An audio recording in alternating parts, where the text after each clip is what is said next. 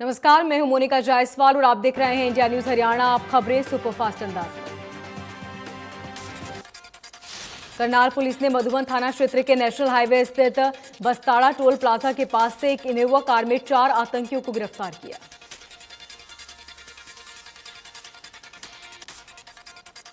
चारों युवक आतंकी गतिविधियों में लिप्त हैं। इनके पास से हथियार और विस्फोटक सामग्री बरामद हुई। करनाल के पुलिस अधीक्षक गंगाराम पुरिया ने जानकारी दी कि पकड़े गए युवकों का नाम गुरप्रीत, अमरदीप, परमिंदर और भूपिंदर है। खालिस्तानी आतंकी रीडरा ने ड्रोन के जरिए पाकिस्तान से फिरोजपुर में ये हथियार भेजे थे। इनमें से 3 फिरोजपुर और 1 लुधियाना का रहने वाला है। जो मुख्य आरोपी है उसके दूसरे आतंकी से जेल में मुलाकात हुई थी। आतंकियों के पास से एक देसी पिस्टल, 25 कारतूस मिले। तलाशी लेने पर कार में 3 लोहे के कंटेनर मिले हैं। इनमें विस्फोटक सामग्री बताई जा रही है। आतंकियों को पकड़ने के लिए आईबी पंजाब पुलिस और हरियाणा पुलिस ने ज्वाइंट ऑपरेशन चलाया था। संदिग्धों की गाड़ी की तलाशी रोबोट की मदद से ली गई।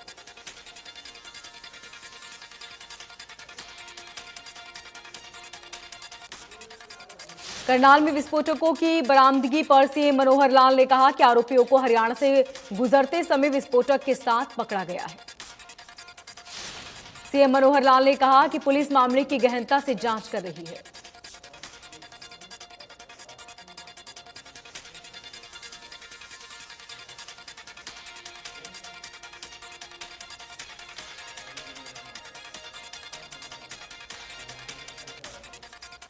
गृहमंत्री अनिल विज ने पुष्टि करते हुए बताया कि इनपुट मिलने पर 4 आतंकवादी पकड़े गए हैं। पंजाब से ही ये आ रहे थे।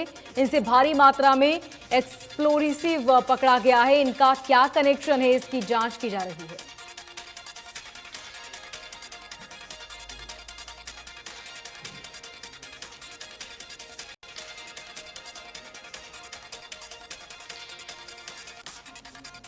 रोहतक में सीएम मनोहर लाल ने किया ई अधिगम योजना का शुभारंभ। योजना के तहत सरकारी स्कूल के 5 लाख बच्चों को बांटे जाएंगे टैबलेट।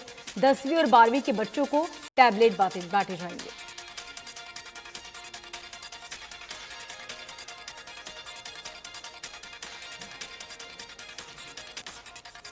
सीएम मनोहर लाल का 2 दिवसीय रोहतक दौरा। सीएम ने ई अधिगम योजना का शुभारंभ किया। 10वीं और 12वीं के छात्रों को टैबलेट बांटे। सीएम ने कहा कि हरियाणा सरकार कराएगी एनडीए तैयारी। विदेशों में सीधा संपर्क विभाग बनाया। कहा कि शिक्षा एक हथियार है जो टास्क फोर्स बनाई, जो स्कूल की सुंदरता पर काम करेगी। सीएम ने जानकारी देते हुए कहा कि हरियाणा में नई एजुकेशन पॉलिसी 2025 तक लागू कर देंगे। एमडीयू में केजी में से पीजी तक पढ़ाई शुरू कर दी गई है। अब यूनिवर्सिटी में केजी से लेकर पीजी तक पढ़ाई होगी। सीएम ने छात्रों से किया संवाद। बच्चों ने सीएम मनोहर लाल को दी जन्मदिन की शुभकामनाएं। सीएम बोले कि योजना सभी बच्चों के लिए लाभदायक। 33,000 अध्यापकों को मिलेंगे टैबलेट।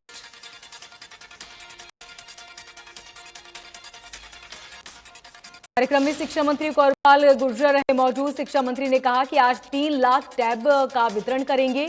साथ ही उन्होंने कहा कि केंद्र सरकार ने योजना में मदद की। शिक्षा मंत्री ने सीएम को जन्मदिन की बधाई दी।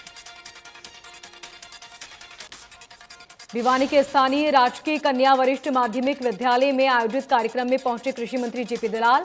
छात्राओं को टैबलेट वितरित किए। रोहतक से मुख्यमंत्री मनोहर लाल के कार्यक्रम का सीधा प्रसारण दिखाया गया।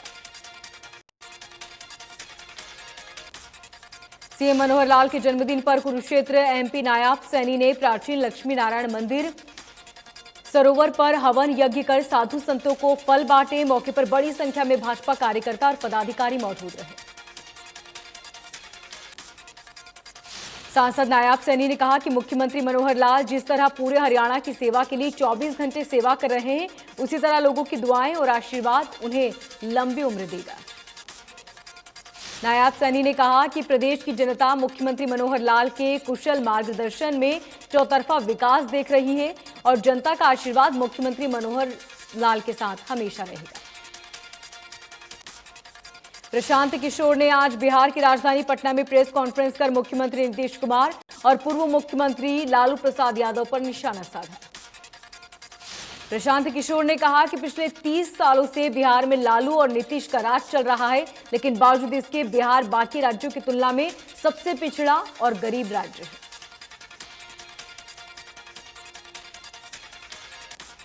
लखनऊ के अमीनाबाद में स्थित पुराने हनुमान मंदिर परिसर में बने कॉम्प्लेक्स पर योगी सरकार का बुलडोजर चला। ये कॉम्प्लेक्स अवैध रूप से पार्क की जमीन पर बनाया जा रहा था।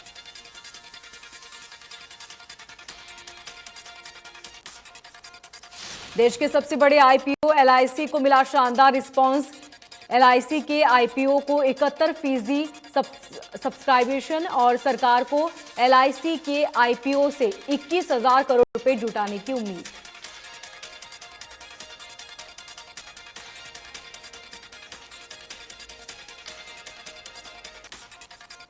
दक्षिणी मुंबई के धर्मगुरुओं और ट्रस्टियों ने किया बड़ा फैसला। मस्जिदों में सुबह के वक्त लाउड स्पीकर से अजान नहीं दी जाएगी। इसके साथ ही सभी मस्जिदों में सुप्रीम कोर्ट के फैसले का पालन किया जाएगा।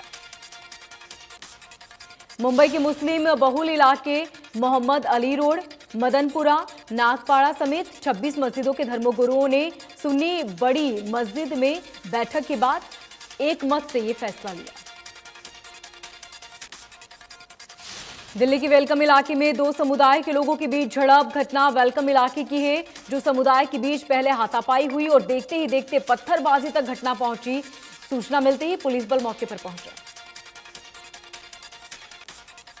रेलवे ने 24 मई तक रद्द की 1100 से ज्यादा ट्रेनें। कोयला संकट के चलते लिया फैसला। ट्रेनों में मेल पैसेंजर और पैसेंजर ट्रेनें शामिल। हिसार में बिजली मंत्री लगाएंगे जनता दरबार। स्थानीय लोक निर्माण विभाग श्रम गृह में सुनेंगे लोगों की समस्या। दक्षिण हरियाणा बिजली वितरण निगम सहित अन्य विभागों के अधिकारी रहेंगे मौजूद। मुख्यमंत्री मनोहर लाल ने रोहतक के जाट कॉलेज में प्रगति रैली में पंचायती चुनाव को लेकर बड़े संकेत दिए। मुख्यमंत्री ने प्रदेश में जल्द ही पंचायती निकाय नगरपालिका चुनाव के संकेत दिए। उन्होंने कहा कि पंचायती चुनाव को लेकर कोर्ट में याचिका दायर की गई थी, जिसके बाद आज कोर्ट ने कहा है कि याचिकाओं पर सुनवाई होती रहेगी, लेकिन सरकार चाहे तो पंचायती चुनाव करवा सकते हैं।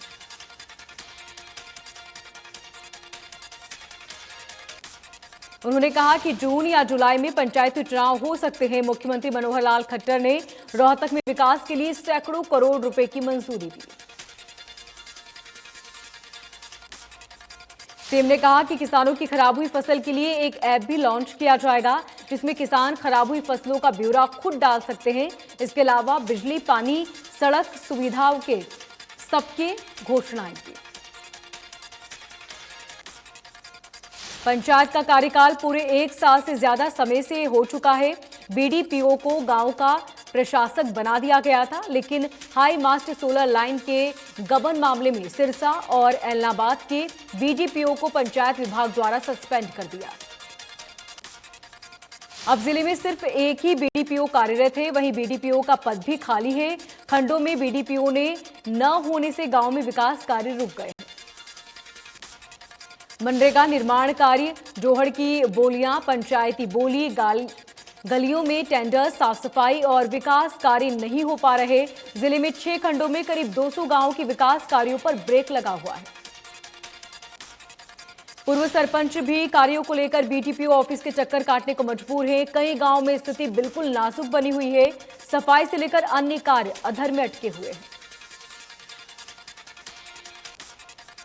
गांव सरोला से महमूदपुर तक जाने वाली सड़क में भ्रष्टाचार को लेकर ग्राम वासियों में नाराजगी।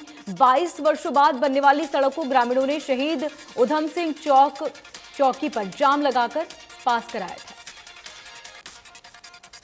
ग्रामीणों ने सड़क में इस्तेमाल होने वाली सामग्री को घटिया बताया। सड़क निर्माण में कम सामग्री डालने के लगाए गए ग्रामीणों ने आरोप में ग्रामीणों ने कहा कि यदि सड़क का निर्माण कार्य सही ढंग से नहीं हुआ तो शहीद उधम सिंह चौक पर फिर से जाम लगाएंगे।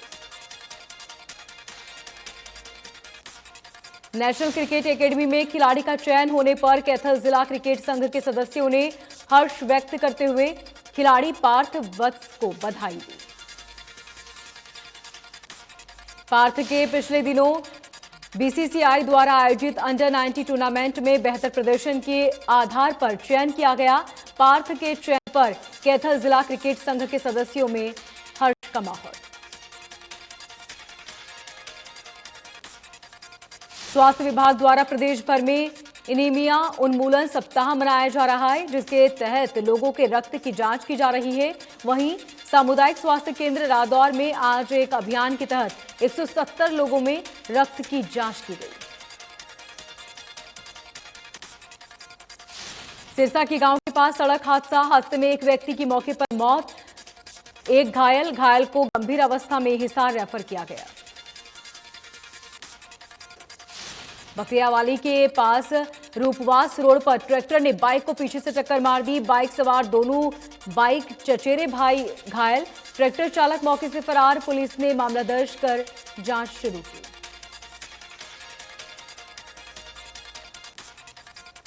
पानीपत में तेज हवाओं और बारिश के बीच बड़ा हादसा। फैक्ट्री के छज्जे की दीवार गिरने से 14 वर्षीय नाबालिग की मौत। हादसे के बाद आसपास के लोगों में दहशत। शिक्षा निर्देशालय की तरफ से हरियाणा में सरकारी और प्राइवेट स्कूल के समय में बदलाव। स्कूलों का समय सुबह 7 से 12 बजे तक रखा गया। बढ़ती गर्मी को देखते हुए स्कूली बच्चों को राहत देते हुए सरकार ने यह फैसला लिया। बल्लभगढ़ के गवर्नमेंट गर्ल्स स्कूल के प्रिंसिपल अशोक कुमार ने कहा कि सरकार के आदेश के बाद से ही स्कूलों का समय सुबह 7 से 12 बजे किया गया। अभी बच्चों को एक ही शिफ्ट में पढ़ाया जा रहा है। सभी बच्चे समय अनुसार स्कूल में पहुंच रहे हैं। कैथल की चारा मंडी में चारा विक्रेताओं ने हड़ताल पर डीसी के खिलाफ नारेबाजी की। चारा विक्रेताओं ने बताया कि नगर परिषद की तरफ से उनके पास नोटिस भेजे जा रहे हैं, वो अपनी दुकानों को बंद करें। ये नोटिस जिला उपायुक्त प्रदीप दहिया के आदेश पर भिजवाया जा रहा है। चारा विक्रेताओं ने कहा कि ये पिछले कई सालों से चारा बेच रहे हैं, लेकिन उन्हें आज तक ऐसी समस्या नहीं आई।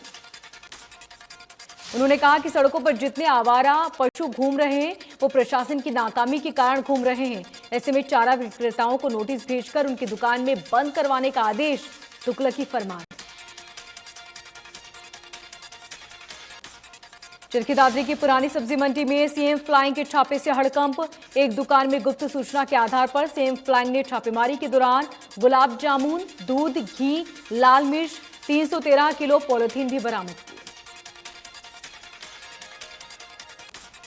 फतेहाबाद के अशोकनगर में बदमाशों का आतंक। मकान में घुसकर बाइक और घर में पड़े सामान में आग लगाई। तलवारों डंडों से जमकर तोड़फोड़ की। घर में मौजूद एक महिला पर भी कुल्हाड़ी से हमला किया। डायल 112 की टीम मौके पर पहुंची। महीने भर में शहर में ऐसी दूसरी घटना। करनाल के युवक के साथ अमेरिका के भेजने के नाम पर धोखाधड़ी। युवक को अमेरिका भेजने के लिए एजेंट ने 43 लाख रुपए लिए। रास्ते में युवक के साथ मारपीट कर सर्बिया के जंगलों में छोड़ा।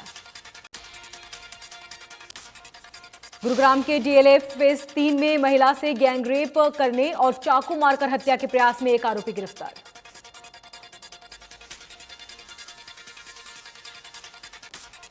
महिला को उपचार के लिए दिल्ली के सफदरगंज अस्पताल में दाखिल किया गया है। दूसरे आरोपी की तलाश में जुटी है पुलिस। पलवल की अपराध जांच शाखा पुलिस ने बहरौली पुल के नीचे से एक युवक को अवैध हथियारों सहित गिरफ्तार किया। पुलिस ने आरोपी के खिलाफ आर्म्स एक्ट के तहत केस दर्ज कर जांच शुरू की। कलायत में रेलवे रोड स्थित कपड़े के शोरूम पर 2 नकाबपोशों ने करीब 1 दर्जन राउंड फायरिंग की। शोरूम मालिक ने जब जवाबी फायरिंग की तो हमलावर फरार हो गए। वहीं फायरिंग की घटना को लेकर कैथल के एसपी ने घटनास्थल का दौरा किया। साथ ही सीसीटीवी की फुटेज की मदद से उचित कार्रवाई करने की बात कही। गुरुग्राम में 24 वर्षीय युवक की लाठी डंडों से पीट कर हत्या के मामले में पुलिस ने 6 आरोपियों को गिरफ्तार किया। हत्यारोपी बदमाश चीखते चिल्लाते सुमित पर बेरहमी से वार करते रहे। हत्या की वारदात में इस्तेमाल बाइक और डंडों को भी पुलिस ने बरामद कर लिया है। चंडीगढ़ में 29 अप्रैल को हुए दर्दनाक हादसे के सीसीटीवी फुटेज सामने आए। सेक्टर 22 स्थित एक होटल के पीछे दो पक्षों में विवाद के दौरान BMW सवार ने युवक को अब पहले बोनट पर घसीटा और फिर रौंदते हुए फरार हो गया। इस घटना में युवक की मौत हो गई। वहीं ये पूरी घटना सीसीटीवी में कैद हुई।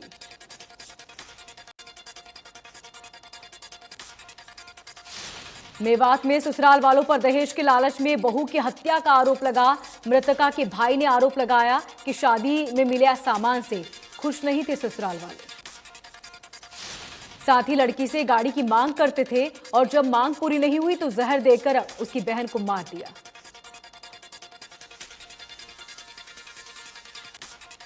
पिछले महीने जतिन की कल्पना चावला अस्पताल में इलाज के दौरान हुई मौत। मृतक जतिन 70% दिव्यांग था। मृतक पर 3 आरोपियों ने चाकू से हमला किया था। वहीं मृतक के परिजन तीनों आरोपियों पर धारा 302 लगाने की मांग कर रहे हैं। पुलिस ने 2 आरोपियों को गिरफ्तार कर लिया है। अचानक आए तूफान में पानीपत के कुटानी रोड पर हैंडलूम फैक्ट्री में झज्जा गिरने से 12 साल के बच्चे की मौत। बच्चे के शव को सिविल अस्पताल में भेजा गया। फतेहाबाद के बाईपास पर तेज रफ्तार कार ने एक बाइक सवार महिला और पुरुष को टक्कर मार दी। हादसे की घटना सीसीटीवी में कैद। घायलों को हिसार रेफर किया। राजस्थान से लोहारू के सिंघारी गांव में बारात लेकर आए 3 युवकों की तालाब में डूबने से मौत। शादी की खुशियां मातम में बदली।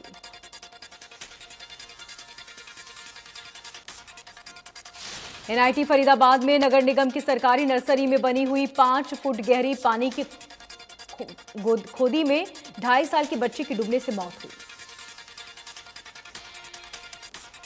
NIT फरीदाबाद के संजय कॉलोनी में ट्रांसफार्मर में भीषण आग लग गई। स्थानीय लोगों ने कड़ी मशक्कत के बाद आग पर काबू पाया। स्थानीय लोगों के मुताबिक पुलिस मौके पर पहुंची, लेकिन तमाशबीन बनकर दूर से तमाशा देखती रही। लोगों ने बताया कि कुछ देर और हो जाती तो बड़ा हादसा हो सकता था। सोनीपत में भयंकर गर्मी के बीच मौसम विभाग के अलर्ट के बाद मौसम ने ली करवट। आंधी के बाद बारिश शुरू हुई। वहीं बारिश के साथ हुई हल्की ओलावृष्टि। चंडीगढ़ में बदला मौसम का मिजाज। तेज हवाओं और गरज चमक के साथ बारिश। तापमान में आई गिरावट। लोगों को गर्मी से मिली राहत। फतेहाबाद में चिलचिलाती गर्मी से लोगों को राहत मिली। तापमान में 6 से 7 डिग्री तक गिरावट। आने वाले 2 से 3 दिनों तक मौसम के परिवर्तनशील रहने का अनुमान। पिछले कुछ दिनों से लगातार जारी गर्मी के बीच अंबाला वासियों को राहत मिली, जिसको लेकर लोग काफी खुश दिखे और ठंडे मौसम में एंजॉय करते नजर आए। फरीदाबाद में तेज बरसात के साथ हल्की ओलावृष्टि हुई। 44 डिग्री के उच्च तापमान से लोगों को राहत मिली।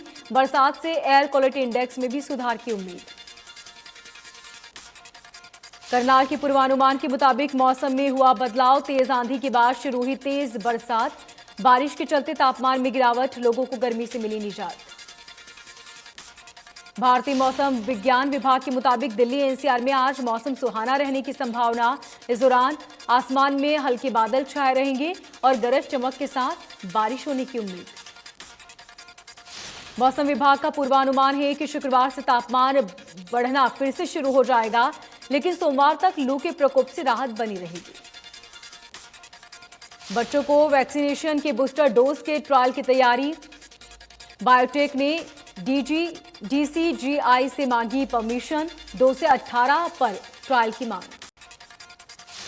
भारत में 24 घंटे में कोरोना वायरस के 3,275 नए मामले, 19,719 एक्टिव केस, 55 लोगों की मौत।